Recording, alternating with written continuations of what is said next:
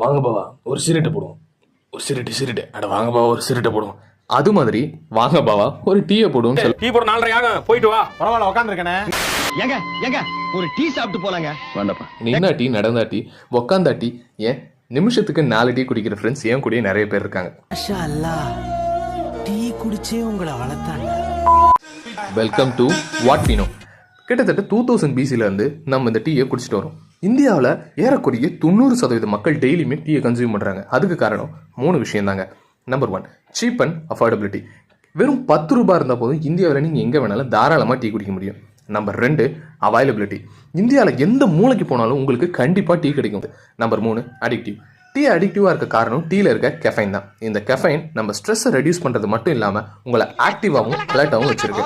நீங்கள் ஒரு நாளைக்கு எத்தனை டீ குடிப்பீங்கன்றத கமெண்ட்டில் சொல்லுங்கள். அண்ட் இதே மாதிரி உங்களுக்கு வேறு ஏதாவது ஃபுட் ஐட்டம்ஸ் பற்றி வீடியோ வேணும்னா கமெண்ட்டில் மென்ஷன் பண்ணுங்கள். கண்டிப்பாக நாங்கள் அந்த வீடியோ